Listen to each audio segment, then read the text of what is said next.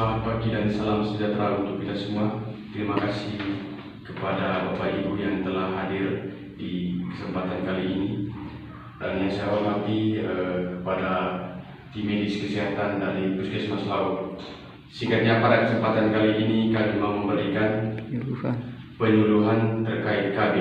Supaya tidak memperpanjang waktu, kami langsung saja kepada tim medis kesehatan dari Laut untuk memaparkan materinya. Waktu dan kesempatan saya berikan.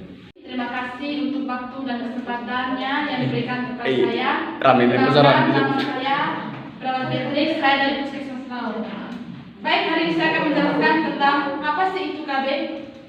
KB atau biasa disebut dengan keluarga berencana adalah suatu usaha untuk mengatur jumlah dan jarak antara kelahiran anak guna untuk meningkatkan kesehatan dan kesejahteraan keluarga.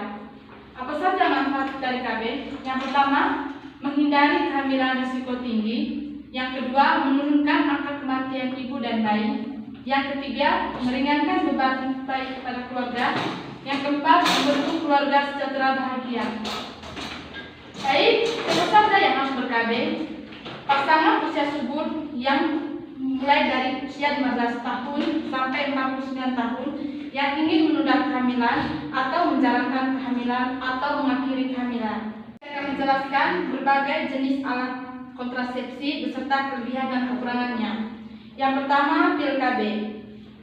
Pil KB merupakan alat kontrasepsi yang paling umum digunakan. Alat kontrasepsi ini mengandung hormon progestin dan estrogen untuk mencegah terjadinya ovulasi. Pil KB umumnya terdiri dari 21 sampai 35 tablet yang harus dikonsumsi dalam satu siklus atau secara berkelanjutan. Kita bisa lihat gambarnya di sini ya. Baik, kelebihan dari pil KB yaitu yang pertama, tingkat efektivitasnya tinggi dengan presentasi kegagalan hanya 8%. Yang kedua, haid menjadi lancar dan kram berkurang saat haid, tetapi ada pula jenis pil KB yang dapat menghentikan haid. Kemudian kekurangannya, yang pertama, tidak dapat mencegah penyakit menular seksual. Yang kedua, dapat menimbulkan efek samping seperti naiknya tekanan darah, pembekuan darah, keluarnya bercak darah, dan payudara mengeras. Yang ketiga, tidak cocok untuk wanita dengan kondisi medis tertentu seperti jantung, gangguan hati, kanker payudara, kanker rahim, migrain, serta tekanan darah tinggi. Kemudian alat kontrasepsi yang kedua yaitu kondom pria. Tak hanya pil KB, kondom pria juga umum digunakan untuk mencegah kehamilan. Kondom biasanya terbuat dari bahan latex dan bekerja dengan cara menghalangi sperma masuk ke vagina dan mencapai sel telur. Adapun kelebihan dan kekurangan dari kondom pria. Yang pertama, kelebihannya harga terjangkau. Yang kedua, praktis dan mudah digunakan. Yang ketiga, dapat mencegah dari berbagai penyakit menular seksual. Yang keempat, mudah diperoleh di toko atau apotek. Yang kemudian kekurangannya, pertama, tingkat kegagalan mencapai 15%, terutama jika penggunaan kondom kurang tepat. Kemudian alat kontrasepsi berikutnya itu suntik KB. Suntik KB merupakan alat kontrasepsi yang mengandung hormon progestin dan mampu menghentikan terjadinya ovulasi. Berdasarkan periode penggunaannya, ada dua jenis suntik KB, yaitu suntik KB 3 bulan dan 1 bulan. Yang pertama, kita akan menjelaskan tentang kelebihan dari suntik KB. Yang pertama, lebih efektif dan praktis daripada pil. Yang kedua, tingkat kegagalan pada suntik KB 1 bulan bisa kurang dari 1% jika digunakan dengan benar. Kemudian kekurangannya, yang pertama, harga relatif mahal, perlu kunjungan secara rutin ke dokter atau bidan setiap bulannya, tidak memberikan perlindungan terhadap penyakit menular seksual, dapat menyebabkan efek samping seperti keluar bercak darah. Kita bisa lihat di leaflet kita bentuk dan model dari suntik KB tersebut. Kemudian yang keempat, implan. KB implan atau susuk merupakan alat kontrasepsi berukuran kecil dan berbentuk seperti batang korek api. KB implan bekerja dengan cara mengeluarkan hormon progestin secara perlahan yang berfungsi mencegah kehamilan selama 3 tahun. Alat kontrasepsi ini digunakan dengan cara dimasukkan ke bawah bagian kulit, biasanya lengan bagian atas. Ada pula kelebihan dan kekurangan dari implan tersebut. Yang pertama, kelebihannya sangat efektif dengan tingkat kegagalan kurang dari 1%. Yang kedua, tahan lama hingga 3 tahun. Kemudian kekurangannya, yang pertama, siklus menstruasi menjadi tidak teratur. Yang kedua, risiko memar dan bengkak pada kulit di awal pemasangan. Yang ketiga, tidak memberikan perlindungan terhadap penyakit menular seksual. Kemudian alat kontrasepsi yang kelima yaitu IUD atau intrauterine device adalah alat kontrasepsi berbahan plastik dan berbentuk menyerupai huruf T yang diletakkan di dalam rahim. IUD dapat mencegah kehamilan dengan cara menghalau sperma agar tidak membuahi sel telur. Ada 2 jenis IUD yang umum digunakan, yaitu IUD yang terbuat dari tembaga dan dapat bertahan hingga 10 tahun, serta IUD yang mengandung hormon yang perlu diganti setiap 5 tahun sekali. Adapun ada kelebihan dan kekurangan dari IUD. Yang pertama, tidak memerlukan perawatan yang rumit. Yang kedua, tahan lama. Kemudian kekurangannya, IUD dari tembaga dapat menyebabkan haid tidak lancar. Kemudian risiko bergeser dan keluarnya dari tempatnya. Yang ketiga, risiko efek samping seperti munculnya bercak darah pada 3-6 bulan pertama pemakaian. Berikut yang keenam, alat kontrasepsi wanita, yaitu kondom wanita. Kondom wanita berbentuk plastik yang berfungsi untuk melindungi vagina. Terdapat cincin plastik di ujung kondom, sehingga posisinya mudah disesuaikan.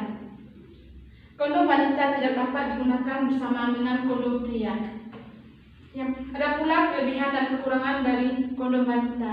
Yang pertama, kelebihannya memberikan perlindungan dari penyakit menular seksual.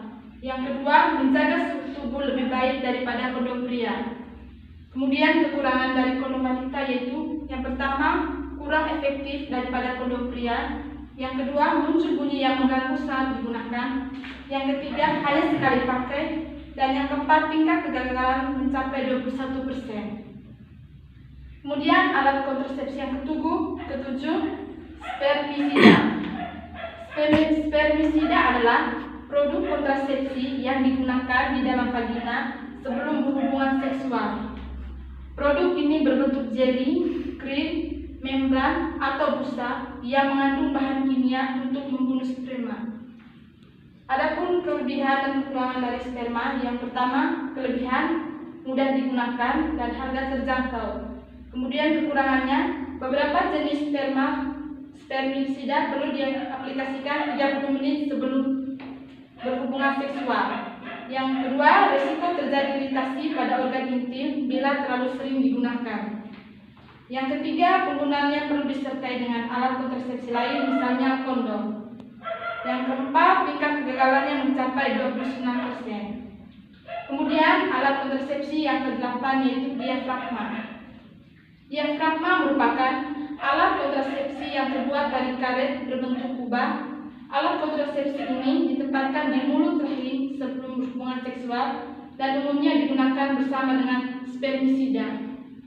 Adapun kelebihan dan kekurangan dari alat tersebut, yang pertama, kelebihannya harga terjangkau. Kekurangannya tidak memberikan perlindungan terhadap penyakit menular seksual. Kemudian tingkat kegagalan mencapai 16%, terutama jika tidak dikenakan dengan tepat. Yang ketiga, pemasangan harus dilakukan oleh dokter. Yang keempat, harus dilepas saat haid.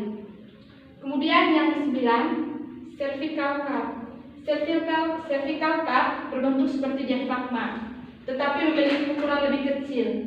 Alat kontrasepsi ini umumnya digunakan bersama dengan spermisida dan berfungsi untuk menutup jalan sperma masuk ke dalam rahim. Adapun kelebihan dan kekurangan dari alat tersebut, yang pertama, kelebihannya harga terjangkau, yang kedua, bisa digunakan 2 kali. Kemudian kekurangannya, tingkat kegagalan mencapai 30% pada wanita yang sudah memiliki anak dan 15% bagi yang belum memiliki anak. Kemudian pemasangan perlu dilakukan oleh dokter, lalu harus dilepas saat haid dan tidak memberikan perlindungan terhadap penyakit menular seksual. Kemudian yang ke-10 yaitu koyo orthoefra. Koyo orthoefra digunakan dengan cara ditempelkan pada kulit dan diganti setiap seminggu sekali selama 3 minggu. Cara kerja koyo ini adalah dengan melepaskan hormon yang sama efektifnya dengan yang terdapat di dalam pil KB.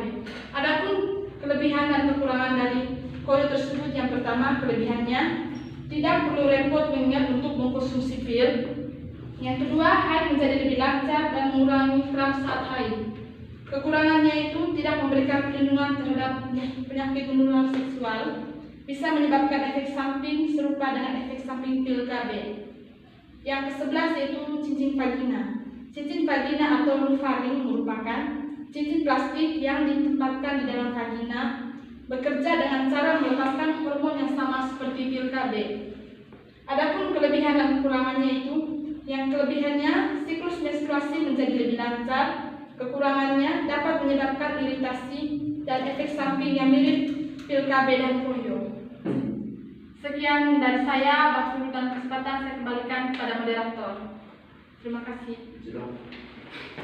Ya. Terima kasih kepada perawat Petris yang telah memberikan materi pada siang hari ini. Oke, saya akan memberi sesi bertanya terkait kontrasepsi KB ini. Mungkin ada dari Bapak Ibu yang mau memberikan pertanyaan, waktu dan kesempatan saya berikan. Oke, baik, terima kasih atas waktu dan kesempatan yang diberikan kepada saya. Saya ingin bertanya berkaitan dengan materi yang Ibu jelaskan tadi. Jadi saya mau bertanya, apakah wanita perokok bisa menggunakan pil KB? Baik, itu saja Ibu. Terima kasih atas waktu dan kesempatan yang diberikan kepada saya.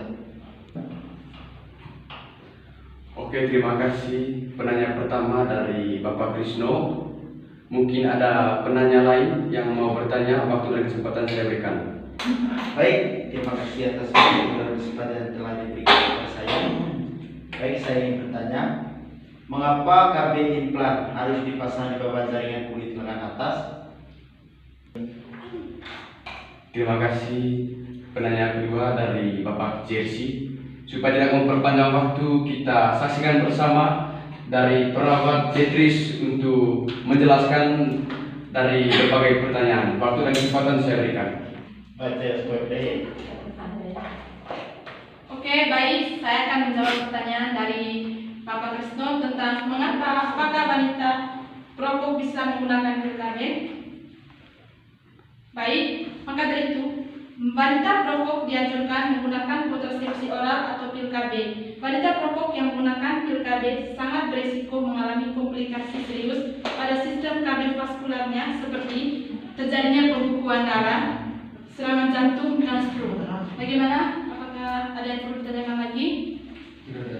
Oke, terima kasih atas penjelasan tadi. Saya sudah mengerti berkaitan dengan penggunaan pil KB.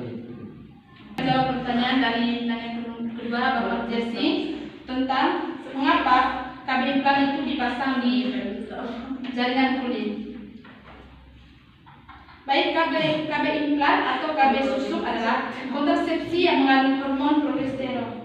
KB yang berbentuk tabung mirip korek api ini digunakan dengan cara dipasang di bawah jaringan kulit lengan atas. KB implan mencegah kehamilan dengan cara melepaskan hormon progesteron ke aliran darah. Hormon ini kemudian dapat mencegah kehamilan dengan cara mencegah pelepasan sel telur atau ovulasi, menebalkan lendir di leher rahim, dan menipiskan lapisan rahim untuk membuat sperma sulit membelahi sel telur. Bagaimana? Apakah ada yang perlu ditanyakan lagi? Sudah mengerti. Kita dengar. Oke, terima kasih kepada perawat Beatrix yang telah memberikan materi hari ini. Semoga materi yang diberikan dapat bermanfaat bagi kita semua. Terima kasih.